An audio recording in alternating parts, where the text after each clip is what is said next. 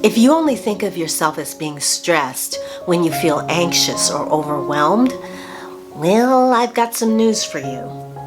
Some of the habits that can keep the body in a chronic stress state can look completely normal and are things that most of us do every day. And over time, they may be affecting more than just your mood. Cortisol that's high all day because you're just go, go, go and trying to push through can cause fatigue, sleep issues, so you're wired and tired, inflammation, hair loss, irritability, and rapid aging. Today I'm sharing 3 hidden stress habits that you may not even be aware that you're doing, and 3 easy and effective fixes. Hi, and welcome to all of you new subscribers. Thank you so much for subbing, and I hope you find the information in this video helpful. When it comes to the physical effects of chronic stress, yes, it can be a killer. I am not a medical professional, and this video is for information purposes only. If stress is overwhelming you, causing severe symptoms like chest pain or depression, or lasting for long periods, it is crucial to consult a healthcare professional. But for the ordinary chronic stress that allows you to function, but that can leave you feeling tired and irritable, I've got 3 things that you can do to help. So let's jump into it. So let's talk about those habits, okay? Let's talk about the first one. This is something that we call living in low-grade urgency.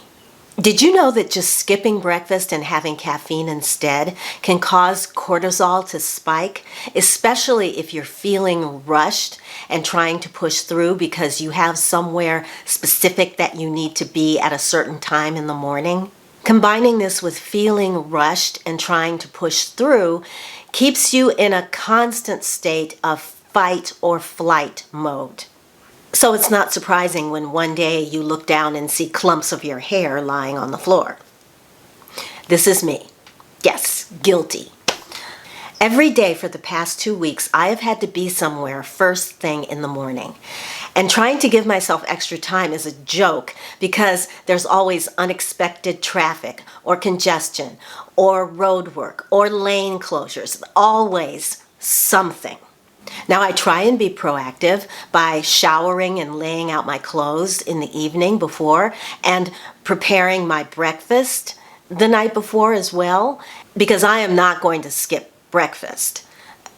There's this thing, I always say that skipping breakfast is like getting in your car, which is on empty, driving to your destination, and then filling up your tank. I can't believe I just did a gasoline metaphor. Ugh. Anyway, this is when things like overnight oats or egg bites or yogurt with fruit can really come in handy. Or, like I'm going to do tomorrow morning because I have to be at physical therapy at 8 o'clock, which is too early to try and eat, I'm just going to have a nice hot cup of bone broth before I go and then have my breakfast when I get back. But even doing all of this, I still feel rushed in the morning. So here's something that I just learned about that I wanted to share with you guys, and that is taking a vitamin C supplement. Vitamin C can significantly reduce cortisol levels while supporting your adrenals and your immune system. It can lower the impact of stress on the body by preventing physical symptoms. And the sweet spot for the dosage seems to be around 1,000 milligrams. I'm going to put an article in the description box below that is really interesting it talks about how vitamin C is a stress buster. So if you want to read more about it, the link will be below. The second habit, and many of you I know do this, I do it as well, and that is shallow breathing. Rest your hand here on your chest and just notice as you inhale and exhale. Is your chest rising and falling, or is it remaining still? If it's rising and falling, that is shallow breathing. We do it without thinking and it quickly becomes a habit. Shallow breathing can trigger that fight or flight response, increasing cortisol levels, as well as your heart rate and muscle tension. It keeps you in chronic high alert, and you end up in a cycle of shallow breathing causing stress, causing more shallow breathing, causing even more stress. So the fix is 2 breathing techniques using your diaphragm or diaphragmatic breathing. The diaphragm is a large, flat muscle that rests right underneath your rib cage, and it controls your breathing by acting like a vacuum to suck in air as it drops down, and then as it moves up, it pushes the air out. These 2 techniques, the first one is box breathing, and that one is by far the easiest and accessible to pretty much all of us, I think. And it works on the principle of 4 seconds, 4 seconds, 4 seconds, 4 seconds. So it's 4 seconds as you inhale through the nose, you hold it for 4 seconds, you exhale through the mouth for 4 seconds, and then you wait for 4 seconds before you start the whole process again. So it looks something like this. Inhale, 2, 3, 4. Hold, 2, 3, 4. Exhale, 2, 3, 4, and wait, 2, 3, 4. As you're doing it, think of your tummy area expanding as that muscle drops down, pushing everything out. Then, as you exhale, releasing that and let the diaphragm and everything comes back in as your diaphragm moves back up. This works well, but I find it to be less effective than what's called the 4-7-8 breathing technique, which, by the way, can lower your blood pressure in seconds. That one is you inhale for 4, just like with the box, but you hold it for a count of 7. Then you exhale for a count of 8. Expelling all that air for 8 seconds allows your lungs to completely empty out of air, which dramatically lowers your stress levels. It's also really good for anxiety, which brings us to habit number 3, and that is never signaling to your nervous system that you're safe. You see, when your stress response gets stuck in high alert, even when there's no danger, it wears down your nervous system. It blows out your adrenals and your nervous system becomes dysregulated.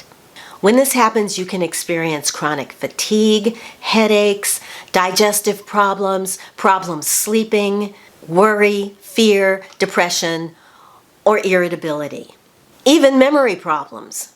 There are many ways to regulate your nervous system. And again, I'm going to put some articles below that actually talk about this in depth because it's fascinating. There are many ways to regulate your nervous system, including behavioral therapy, but there are also more alternative, holistic lifestyle practices that can help. Things like yoga, staying hydrated, eating a nutritious diet, and sleep hygiene practices. And the fix that I'm going to talk about today is a simple massage technique to access your vagus nerve and rebalance your sympathetic and parasympathetic nervous systems. This tells your body that there's no danger, you're safe, and allows your stress levels to drop and as you calm down. Because the sympathetic nervous system is all about high alert, and the parasympathetic nervous system is all about calm and peace. But this particular massage technique I love to do because I can feel it, I can feel the tension leaving my body as I do it. By the way, if you want to know more about the vagus nerve, I talked about it in a previous video that also has massage techniques in there. I'm going to show you a different one today. And additionally, I will put, again, more information down in the description bar if you want to read more about it. But, all right, this area of the ear here is connected to or related to your vagus nerve. And so if you massage this little area, watch what happens. I like to take my index finger and my thumb, here so you can see a little better. I like to take my index finger and put it here and then my thumb on the back, and I just work Gentle circles 3 to 5 times in one direction. Oh my God, it's happening. I can feel it happening right now. I'm using gentle strokes. I'm going to go the other direction. I'm using gentle strokes. You want to listen to your body. You can do it both ears or just one. I'm going to balance out by doing this side. Oof. 3 to 5 times one way and then 3 to 5 times the other. Now I have tinnitus, ringing in the ears, and when I do this particular technique, it quiets the ringing. And again, you will feel, it almost feels like, to me it feels like whatever tension you may be holding in your shoulders or upper body just kind of goes away. It just melts away. You can also access your vagus nerve at your neck, just gently. And notice I'm not don't want to be applying any pressure, particularly not in this area. Just kind of gently working my hands, stroking, gentle strokes down this area. There are ways that you can tap, pressure points on the face that you can tap, like up here, that will help you to release tension. But the vagus nerve is, I encourage you all to read about it or watch my other video, do it, or, but learn more about it, because it can really shut everything down in terms of, let me put this another way. It can activate that part of your nervous system that just makes you calm. And that's really what we all want, especially these days. Now I wear this ring. This is my smart ring, and this tells me when my stress levels are high. So I know now things that I do that just cause them to go through the roof. Having that information helps me to know that, oh, whoa, I need to chill out here for a second. Take a few deep breaths, do a little ear massage, and just relax for a couple of minutes. So I hope that you will be able to use these techniques and help you to access that calm that we all need on a daily basis, because it's crazy out there, people. It really is. Again, I've linked several helpful articles below if you want to know more on this topic. Also, if any of these symptoms we've discussed today are interfering in your daily life, in your ability to function, or if you're having thoughts of harming yourself, it's time to talk to your healthcare provider. There are many, many things that you can do to help if you need it, not just what I've talked about today. That's where that seems like a good place to leave you. So yeah, I'm just going to say thank you for watching. If you enjoyed the video, then please give it a thumbs up. If you tried any of these techniques and you're feeling more relaxed, let me know in the comments below. And subscribe if you haven't already, because I would love to have you, and we learn a lot from each other here. So everyone's input is welcome and encouraged in the comments below. All right, everybody, until I see you in my next video, I'm just going to wish you a wonderful day, wonderful week. Take good care of yourselves, and I'll talk to you again very, very soon. Bye.